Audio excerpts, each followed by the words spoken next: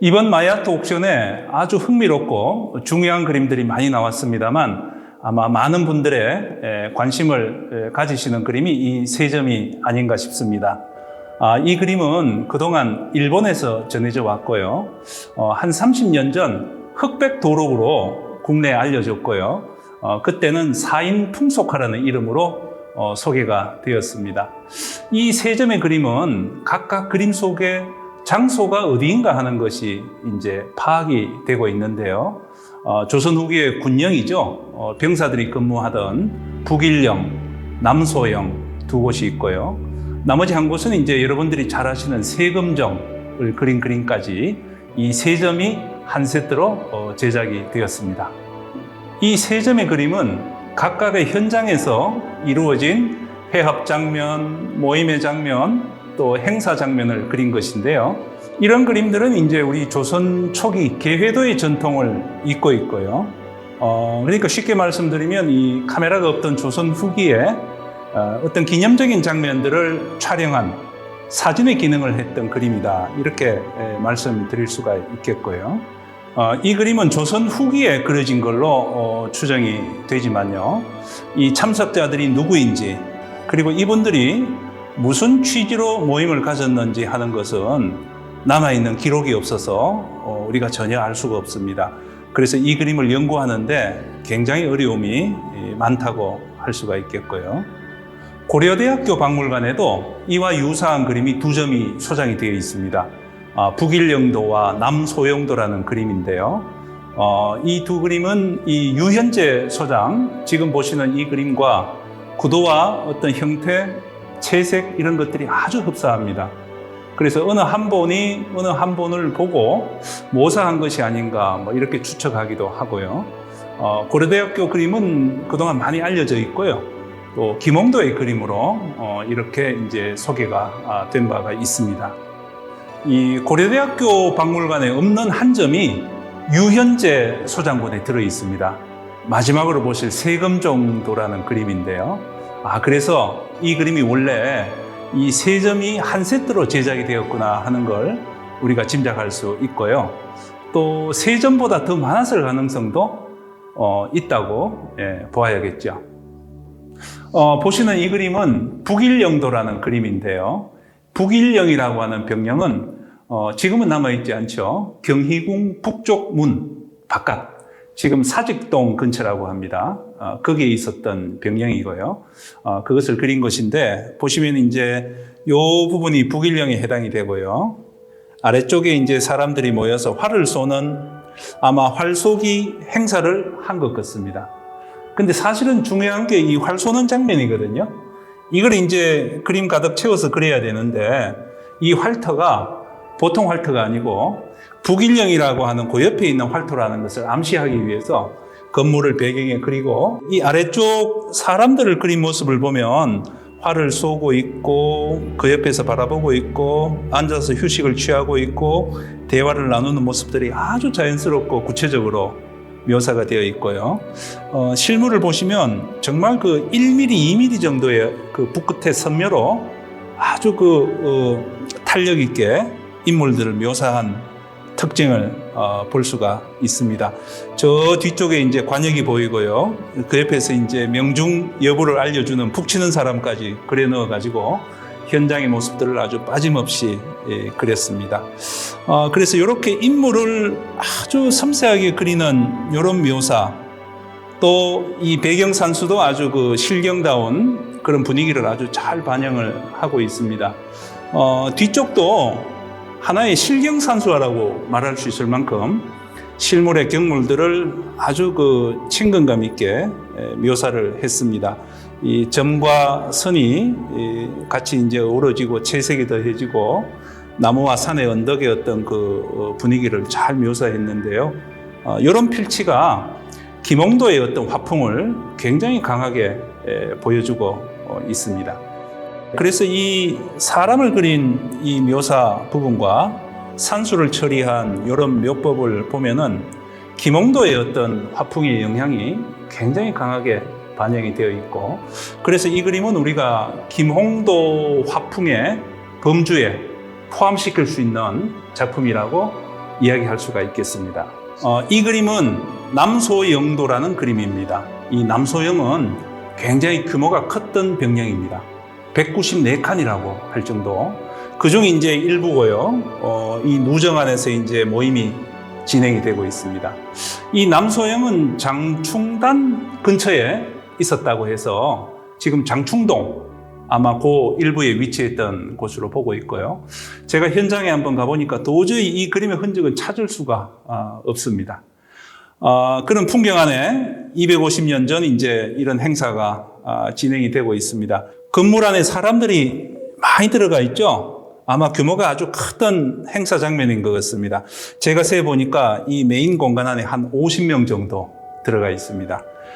그런데 무엇 하는 장면일까 제가 이렇게 자세히 들여다보니까 무슨 심각한 논의를 하는 그런 장면은 아니고요. 여흥을 즐기는 장면인 것 같아요. 이 가운데 보니까 남자아이로 보이는 그 나인이라고 불러야 될 것 같아요. 나인.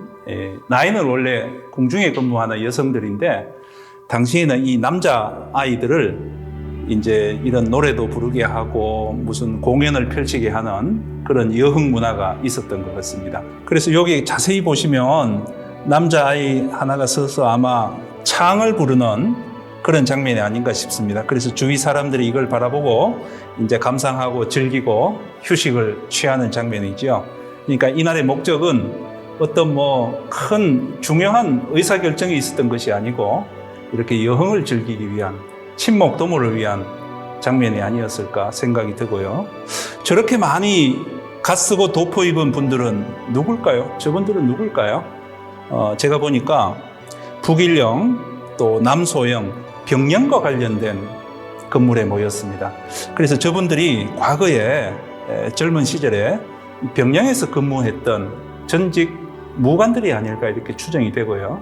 훗날 옛날 근무했던 곳을 찾아서 모임을 갖고 옛 추억을 돌아보던 그런 모임 장면은 아니었을까 이렇게 추정해 볼 수가 있겠습니다. 이 장면은 부관법이라고 하는 아주 그 특이한 시법이 들어가 있는데요. 마치 그림 그리는 사람의 시점을 공중으로 올려가지고 상공에서 아래를 내려다보면서 그린 듯한 그런 시점입니다.